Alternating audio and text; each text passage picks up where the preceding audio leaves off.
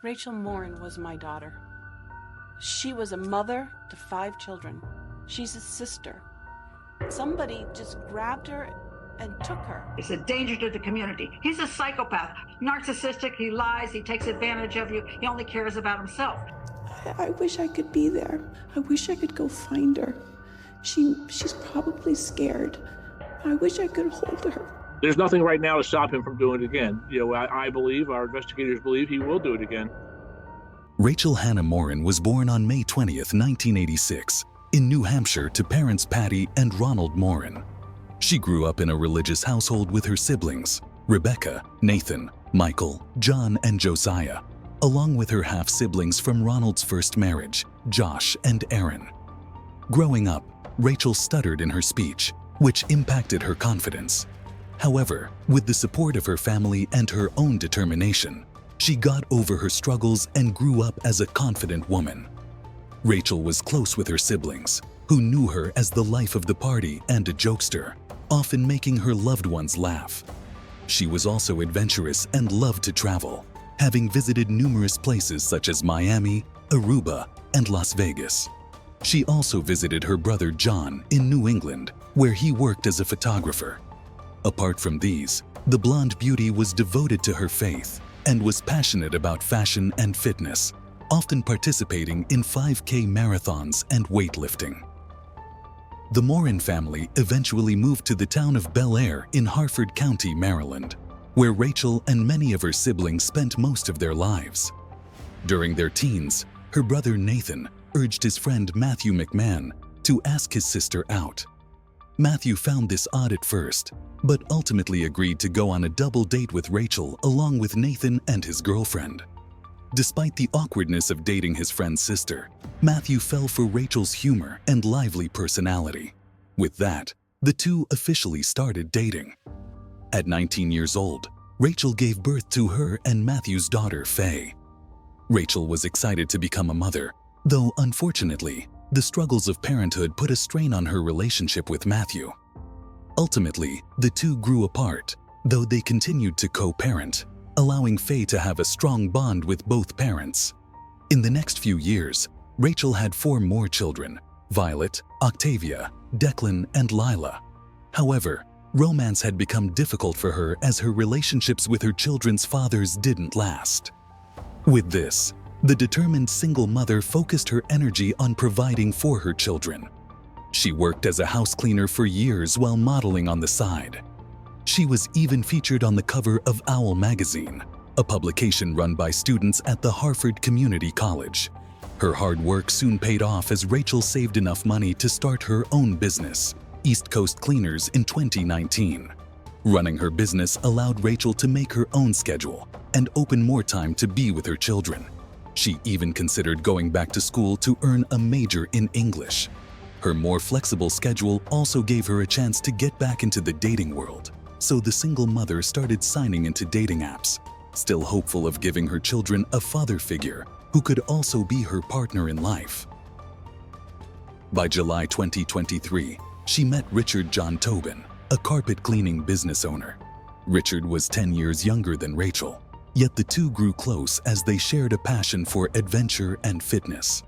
They officially announced their relationship on Facebook by August 1st, 2023, as Rachel felt that Richard might be the one. Despite how new the relationship was, friends and family saw them as inseparable, with Rachel even trusting the man with keys to her house, where he also spent time with her children. She even urged Faye, who was in her teens at this point, to go on a double date with them, hoping to form a bond between her oldest daughter and her new boyfriend. With her growing family, successful business, and a new love in her life, Rachel's future was bright and promising. Unfortunately, these blissful days were soon struck with devastating news. Ben's youngest daughter, Lily Beth, passed away at a young age. She was laid to rest on August 4th, 2023. As the Morin family was still grieving for their loss, another tragedy darkened their days. August 5th, 2023, the day after her niece was laid to rest, Rachel continued with her day as normal. She visited Glow the Bronzing Studio at 2 p.m. to get a spray tan. After her session, Rachel spent the rest of the afternoon at the gym with Richard. At around 5 p.m., Richard dropped off his girlfriend at her house. However, Rachel didn't stay home for long as she changed into her running shoes to go on a short hike. By 6 p.m., Rachel drove up to the Ma and Pa Heritage Trail. The location was a go-to place for joggers and residents hoping for a peaceful walk. In the previous years, the spot also served as the venue for memorable events in the Morin family's lives, from Rachel and her siblings playing in the woods, to her and Matthew walking their infant daughter on the same trail, to the wedding of her older brother Michael. The relaxing ambience was why Rachel continued frequenting the trail, as it was the perfect place to wind down while still keeping active. Unfortunately, this was also where she would face the greatest threat to her promising future. As the hours went by, Rachel's children grew worried when their mother hadn't arrived home. Richard was also concerned when she didn't pick up his calls or answer his messages. Hoping that she simply got sidetracked, they started searching for her at around 9 p.m. that night. However, by 11 p.m., there was still no sign of Rachel, prompting Richard to report her missing. The following day, August 6, 2023, the still grieving Morin family was shocked upon learning that Rachel was missing. Immediately, her siblings reached out to anyone who could help, and some of them also traveled to Bel Air to aid in searching for their sister. Immediately, Rachel's car was found at the William Street entrance of the Ma and Pa Heritage Trail, confirming that she had arrived there the previous day. However, her wallet and other personal items were still in the vehicle, indicating that she hadn't left. With this, volunteers began to search the trail, which stretched over 6 miles and was surrounded by wooded areas. Amongst the volunteers were Michael Gabrishewski and his stepdaughter Cecilia, the latter of whom was friends with Rachel. Sadly, within mere hours after the missing person report was filed, Michael and his stepdaughter confirmed everyone's worst fears. At 1:07 p.m., Rachel Morin's body was found in a canal at the Ma and Pa Heritage Trail. The canal was around 70 yards away from the main trail and was shrouded by trees and tall grass, hiding it from passers-by. Investigators quickly sent her body for autopsy, which confirmed that she had several head wounds along with signs of strangulation. Making matters worse, some of her clothes had been removed, and DNA of an unidentified male was found on her body, suggesting that Rachel suffered a horrible act before she was killed.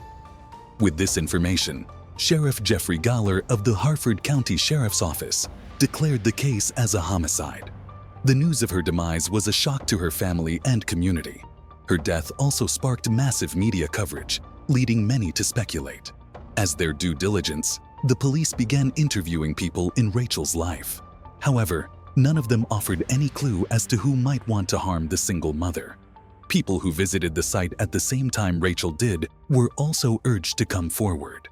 Unfortunately, security cameras were not installed along the trail, leaving detectives to rely on footage from private establishments around the area. Despite reviewing countless hours of footage and statements, however, they could not identify a suspect. With the internet spreading news about the crime, suspicions fell on Richard Tobin, Rachel's new boyfriend. Social media users were quick to accuse him of harming the woman, more so when it was uncovered that he had a lengthy criminal history. Richard had apparently been arrested numerous times between March 2016 and 2020, with the charges varying from possession of illicit materials to violations of restraining orders and multiple counts of violence. With eyes on him, the man defended himself through a Facebook comment, insisting that he had been clean for 15 months and was on track to set his life straight. Richard also asserted that he loved Rachel and wouldn't have harmed her. To prove his innocence, Richard cooperated with the investigators and even provided DNA samples and his cell phone to help the case. His samples didn't match those on the crime scene, so he was ruled out as a suspect. Michael Gabrishewski also faced accusations, as people believed that he knew where the woman's body was located, despite it being hidden away. However, these allegations were found to have no merit, given that Cecilia was the one who found Rachel, not her stepfather. Though DNA from the scene also didn't match any profiles from the criminal database, there was an unexpected breakthrough over a week after Rachel was found. The samples from Maryland matched those found in a case from the other side of the country in Los Angeles, California. On March 26, 2023, a mother and her daughter were attacked during a home invasion. Surveillance footage captured the perpetrator leaving their home after the heinous act, though his face was turned away from the camera, leaving investigators with little to identify him. What they did find was a discarded hat and a bottle of water, from which the home invader's DNA was collected. The samples perfectly matched those found on Rachel's body, thus confirming that the suspect was a repeat offender who might strike again. With this, investigators released the surveillance footage to the public, hoping for anyone to come forward and identify him. The suspect was assumed to be of Hispanic heritage, between 20 to 30 years of age, with an estimate of 5 foot 9 inches in height and weighing approximately 160 pounds. Rachel's family also went to news outlets, begging for anyone who may recognize the suspect to share information with the police. "If that was my son, I'd know it was him. If he was half a block away, I'd still know it was him. I'd know my child. And I believe that if the mother had seen that video, then she knows it's her son." With the help of their attorney, Randolph Rice, the family also recorded a public service commercial to garner more attention to the case. "Let's do this. Let's catch this guy and bring peace to Rachel's family." Tips soon flooded in, yet despite the people's efforts to find the suspect, months passed without an arrest. By February 12, 2024, the Harford County Sheriff's Office released a composite sketch based on witness statements, matched with the partial view of the man's face from the LA footage. A $35,000 reward was also offered for information about the suspect to encourage those who know him to speak up. And yet, weeks stretched on with still no concrete leads to the suspect.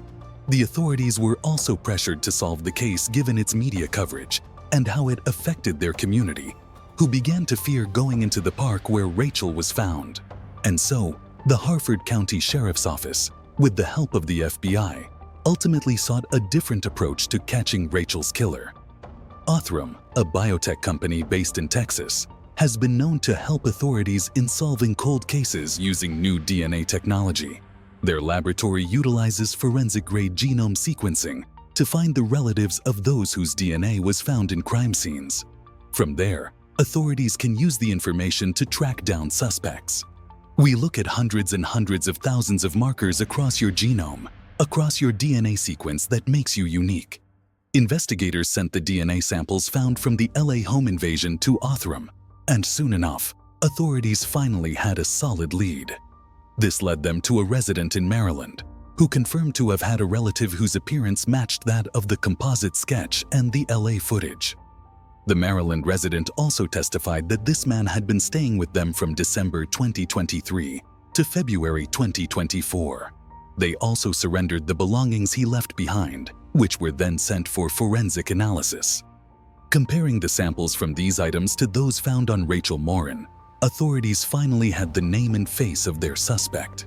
On May 20th, 2024, the day which would have been Rachel's 38th birthday, 23-year-old Victor Antonio Martinez Hernandez was identified as the suspect in both her death and the home invasion in LA.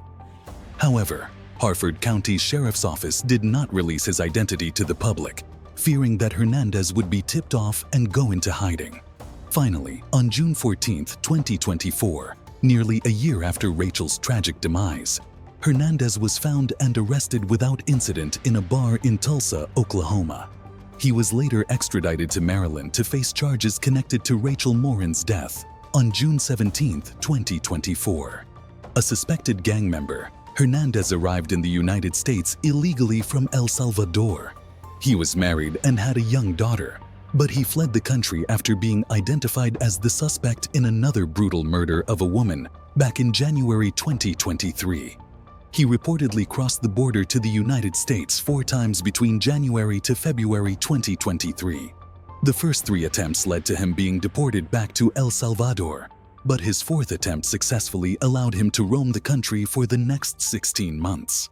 The fact that he was undocumented made it difficult for the authorities to track him down. While the full story of his activities within the country remains unknown as of this writing, Authorities believe that Hernandez committed more crimes outside of California and Maryland. With this, they urged anyone who may have become a victim of Hernandez to come forward as they build the timeline of his activities and strengthen their case against him. In Rachel's case, they believed that Hernandez was hiding adjacent to the trail where the single mother was walking.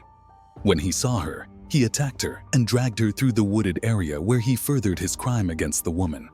He then bludgeoned her and abandoned her in the canal. As of now, there's no confirmation that the crime was premeditated, as no prior connection between Hernandez and Rachel has been found. Instead, authorities believed that this was a random attack. Hernandez's arrest sparked nationwide outrage, prompting demands to strengthen border controls to prevent wanted fugitives from entering the states.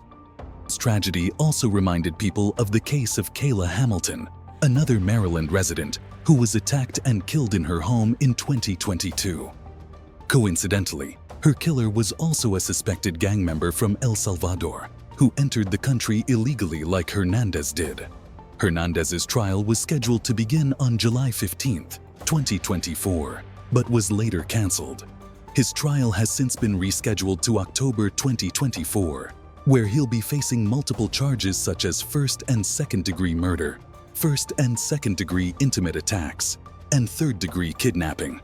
Prosecutors aim to have Hernandez sentenced to life in prison without the possibility of parole. In the aftermath of Rachel's death, the Ma and Pa Heritage Trail has increased its security by adding surveillance cameras along the trail and employing security personnel to patrol the area. Volunteers also began keeping an eye out for others, even offering free whistles to hikers in hopes of preventing a similar incident from happening again. On August 20, 2023, days after Rachel's body was found, the Morin family held a walk of remembrance at the Ma and Pa Heritage Trail to allow their loved ones and community to grieve. They also posted childhood photos of Rachel along the trail to keep her memory alive. Hundreds also gathered for her memorial at the Greater Grace Church on August 27, 2023. This is the same church Rachel frequented. The hardest thing is for a mom to have to plan her child's funeral, 'cause it shouldn't be. Amidst the heartbreak this unnecessary crime has inflicted on their family, hope for the future was reignited when Faye, Rachel's eldest daughter, announced that she's due to give birth to her first child in December 2024. However, Faye mourns how her mother would never meet her first grandchild. "She's never gonna be at my wedding. I'll never be able to go to hers. She's never gonna meet my kids.